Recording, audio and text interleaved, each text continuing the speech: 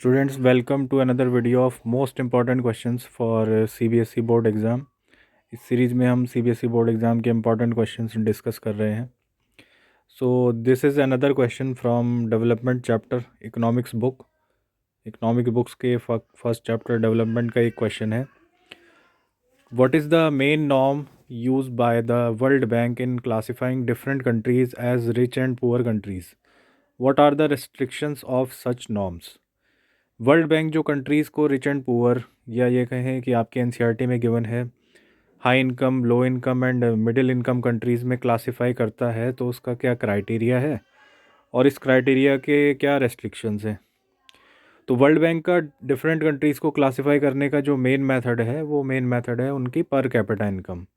यानी total GDP of the country को आप अगर पॉपुलेशन से डिवाइड कर दें तो आपको पर कैपिटा इनकम मिल जाएगी। बट इस सिस्टम की कुछ अपनी प्रॉब्लम्स हैं। जैसे पॉइंट नंबर 1 यहाँ पर गिवन है, average income hides the disparity.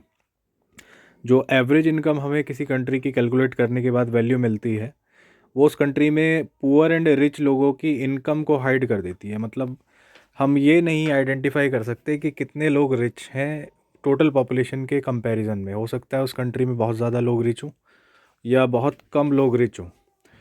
तो ये एक प्रॉब्लम है जो पर कैपिटा इनकम सॉल्व नहीं कर पाती। दूसरा है, average income does not tell us about the distribution of income. जैसा कि मैंने बताया कि रिच एंड पुअर में डिस्ट्रीब्यूशन ऑफ इनकम कैसा है, क्या ज़्यादा लोग पुअर हैं जिनके पास लो इनकम का सिस्टम है, या जो इनकम का सिस्टम है वो एवरेज इनकम है। तो आपको एक आइडिया ये नहीं मिलेगा कि इनकम का डिस्ट्रीब्यूशन कैसे हुआ है। Third point, it is just a material criteria. ये एक मटेरियल क्राइटेरिया, बस नापने का एक तरीका है जो वर्ल्ड बैंक यूज़ करता है।